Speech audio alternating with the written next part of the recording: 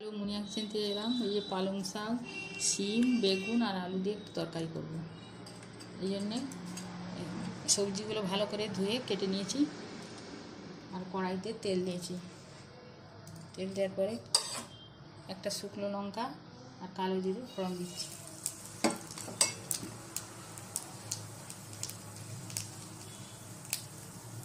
এরপরে রসুন কুচো দিচ্ছি।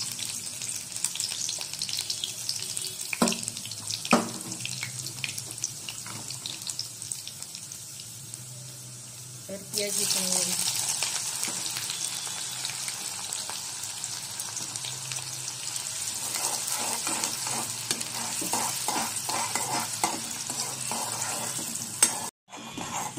পেঁয়াজটা হয়ে গেছে,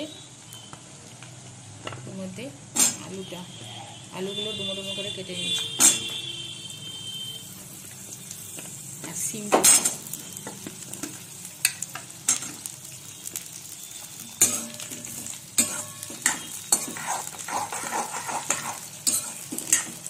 এটা একটু ভাজি।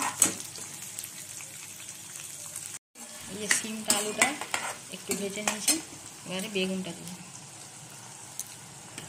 বেগুনগুলো ডুবো ডুবো করে কেটে নিয়েছি।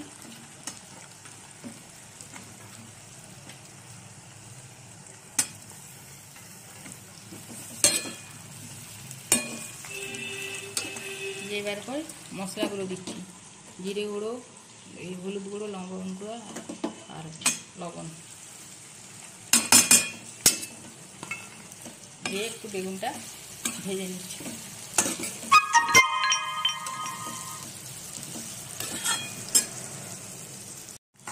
এই বেগুনটাও ভেজে নিয়েছি। এবারে শাকগুলো দেবো। এই পালং শাকগুলো ভালো করে ধুয়ে কুচিয়ে নিয়েছে।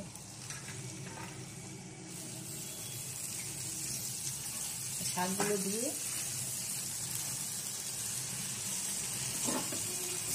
নেড়ে ঢাকা দিয়ে দিতে হবে। দিয়ে ঢাকা দিয়ে দিচ্ছি। মাঝে মাঝে ঢাকাটা খুলে নাড়তে হবে। ঢাকাটা খুলে নাড়তে হবে। এই পালং শাকটা দেওয়ার পরে জল বেরিয়েছে, এই জলটা শুকিয়ে গেলে আর আলুটা বেগুনটা এতেই এই জলেই সিদ্ধ হবে, আর জল দেওয়ার দরকার নেই।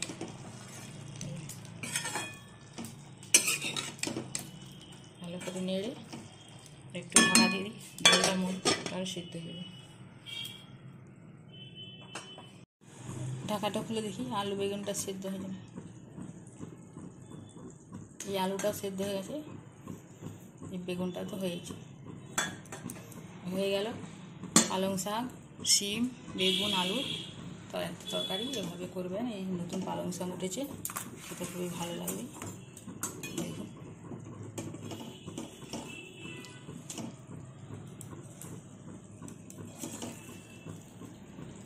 মুনিয়া কিচেনকে like, comment, share and subscribe করবেন। এবারে ভিডিও শেষ করছি।